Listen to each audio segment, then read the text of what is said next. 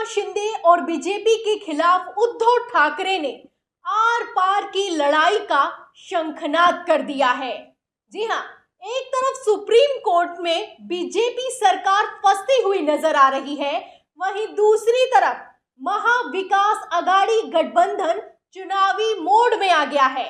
आपको जानकर हैरानी होगी कि उद्धव ठाकरे ने तो सीटों का बंटवारा तक कर दिया है कि कौन कहां से चुनाव लड़ने वाला है। तो आखिर कैसे महाराष्ट्र की सियासत में मच रहा है बवाल और क्या सीटों का गणित बिठाया गया है, उस पर आएंगे, आपको बताएंगे कि कैसे चुनावी मोड में आ गया है महाविकास अघाड़ी गठबंधन। लेकिन उसके पहले कैसे सुप्रीम कोर्ट में एकनाथ शिंदे और बीजेपी गठबंधन घिरता हुआ नजर आ रहा है, एक के बाद एक तल्ख सवाल किए जा रहे हैं, तल्ख टिप्पणी की जा रही है, वो बताते हैं। खबर देखिएगा दैनिक भास्कर की, इसमें लिखा हुआ है कि उद्धव वर्सेस शिंदे विवाद में सुप्रीम कोर्ट का राज्यपाल से सवाल, संवैधानिक संकट था जो विश्वास मत बुलाया, ये लोकतंत्र की दुखद तस्वीर। तो राज्यपाल से सवाल किया गया है कि ऐसा क्या हो गया था, ऐसा क्या संकट आ गया था कि आपने विश्वास मत बुलाया। ये लोकतंत्र के लिए काफी दुखदाई तस्वीर है और आखिर आपने ऐसा क्यों किया है, इसका जवाब देना चाहिए। कई सवाल किए गए हैं राज्यपाल से। जैसा कि आप जानते हैं कि जब सत्ता परिवर्तन का खेला चला तो राज्यपाल भगत सिंह कोश्यारी ने एक एक करके ताबड़तोड़ ऑर्डर पास किए। उन ऑर्डर के पास होने के बाद कैसे सत्ता परिवर्तन हुआ, कैसे उद्धव के हाथ से कुर्सी चली गई, कैसे एकनाथ शिंदे मुख्यमंत्री बने, पूरा सियासी ड्रामा आप जानते हैं। लेकिन अब इस मसले पर सुप्रीम कोर्ट में सुनवाई चल रही है और राज्यपाल की क्या भूमिका रही है वो सवालों के कटघरे में आ गई है। तो क्या सवाल किए गए देखिएगा, खबर में लिखा है कि सुप्रीम कोर्ट में बुधवार को सीजेआई डी वाई चंद्रचूड़ ने महाराष्ट्र के शिवसेना विवाद पर सुनवाई के दौरान सॉलिसिटर जनरल तुषार मेहता से कई सवाल किए। सीजेआई ने कहा कि तत्कालीन राज्यपाल भगत सिंह कोश्यारी ने जल्दबाजी में विधानसभा का सत्र आखिर क्यों बुलाया, ये फैसला क्यों लिया गया। उनके इस फैसले के कारण उनकी भूमिका पर कई सवाल खड़े होते हैं। गौरतलब है कि महाराष्ट्र में शिवसेना विवाद मामले की सुनवाई सीजेआई की अध्यक्षता वाली 5 जजों की संविधान पीठ कर रही है। मामले में 5 याचिकाएं दायर की गई हैं। तो राज्यपाल ने ऐसा क्यों किया, राज्यपाल की क्या भूमिका थी, राज्यपाल ने आखिर क्यों दखल दिया और इतना क्या इमरजेंसी आ गई थी कि राज्यपाल ने एक के बाद एक ऑर्डर पास किए। हर एक सवाल राज्यपाल से किया जा रहा है। भले ही अब महाराष्ट्र के राज्यपाल ना हो भगत सिंह कोश्यारी, लेकिन जो किया है वो तो अब फिलहाल सामने आ ही गया है। एक एक करके कई सवाल किए गए हैं। क्या सवाल किए हैं सीजेआई ने, देखिएगा इसमें खबर में लिखा है कि सीजेआई ने राज्यपाल को लेकर क्या क्या कहा। पहला कि क्या राज्यपाल सिर्फ इसलिए सरकार गिरा सकते हैं क्योंकि किसी विधायक ने उनसे कहा कि उसके जीवन और संपत्ति को खतरा है, इस बिना पर सरकार नहीं गिराई जा सकती। आगे लिखा है कि विश्वास मत क्यों बुलाया, क्या कोई संवैधानिक संकट था, किसी की सुरक्षा विश्वास मत बुलाने का आधार नहीं हो सकता। राज्य की सरकार को गिराने में राज्यपाल अपनी मर्जी से सहयोगी नहीं हो सकते। लोकतंत्र में ये दुखद तस्वीर है। राज्यपाल को खुद से ये पूछना चाहिए कि 3 साल का खुशहाल रिश्ता एक रात में कैसे टूट गया और राज्यपाल बेखबर नहीं हो सकते। तो जो भी खेला चला है, जो भी खेला हुआ है, इसके बारे में राज्यपाल को कैसे पता नहीं चला और इतनी ज्यादा नाराजगी थी तो राज्यपाल आखिर क्या कर रहा था। राज्यपाल फिर चाहे वो किसी भी पार्टी का हो, जब राज्यपाल बन जाता है तो वो सभी पार्टियों को समान दृष्टि से देखता है। लेकिन महाराष्ट्र में क्या हुआ वो तो फिलहाल आप जानते ही हैं।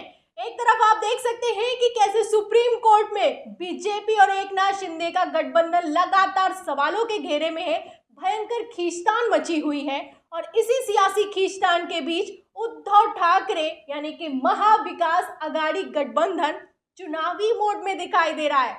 2024 चुनाव के लिए कमर कस ली गई है और तो और सीटों का भी बंटवारा कर दिया गया है। तो क्या गणित बिठाया गया है देखिएगा, खबर एबीपी न्यूज की, इसमें लिखा हुआ है कि महाराष्ट्र पॉलिटिक्स क्या है, बीजेपी को आउट करने के लिए महाविकास अघाड़ी का नया प्लान लोकसभा चुनाव को लेकर लिया गया फैसला। तो इसमें खबर में लिखा है कि महाराष्ट्र में जारी सियासी खींचतान के बीच अब एक बड़ी खबर निकलकर सामने आ रही है। लोकसभा चुनाव 2024 साथ मिलकर लड़ने को लेकर महाविकास आघाड़ी के घटक दलों में सहमति बन चुकी है। चुनाव के लिए सीट बंटवारे के फॉर्मूलों पर भी मोहर लग गई है। सूत्रों के मुताबिक उद्धव ठाकरे गुट 21, एनसीपी 19, कांग्रेस 8 सीटों पर चुनाव लड़ेंगी। इसमें अपने मित्र दलों को अपने कोटे से सीट देने का भी फैसला किया गया है। आगे लिखा है कि सूत्रों की माने तो 5 से 6 सीटें ऐसी हैं जिस पर अभी तीनों पार्टियों के प्रमुख नेताओं का एक मत नहीं हुआ है। इसमें बदलाव की संभावना हो सकती है। वहीं मुंबई की 6 लोकसभा सीटों में से 4 पर उद्धव ठाकरे गुट अपने उम्मीदवार उतारेंगे, जबकि 1 सीट कांग्रेस को और 1 सीट एनसीपी के खाते में जाएगी। तो 2024 चुनाव नजदीक तो है, लेकिन इतना भी नजदीक नहीं कि सीटों का बंटवारा कर दिया जाए, कौन कहां से लड़ेगा ये तय कर दिया जाए।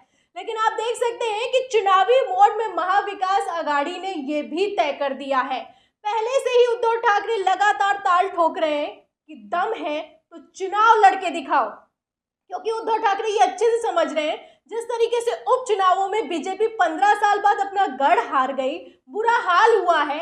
अगर चुनाव हो गए तो ये लोग कहीं के नहीं रहेंगे। एक तरफ सियासी घमासान मचा है, वहीं दूसरी तरफ महाविकास आघाड़ी गठबंधन चुनावी मोड में दिखाई दे रहा है। चुनावी मोड तो इतना ज्यादा तेज है, इतनी ज्यादा तेज है कि उन्होंने ये तक बंटवारा कर लिया है कि कौन कहां से चुनाव लड़ेगा। ये जो फैसला है कि कौन कहां से चुनाव लड़ेगा, ये जब चुनाव की तारीखों का ऐलान हो जाता है, फिर चुनाव बहुत नजदीक आ जाते हैं, तब लिया जाता है, तब ये पार्टी जारी करती है कि कौन कहां से चुनाव लड़ेगा, कौन कितनी सीटों पर चुनाव लड़ेगा।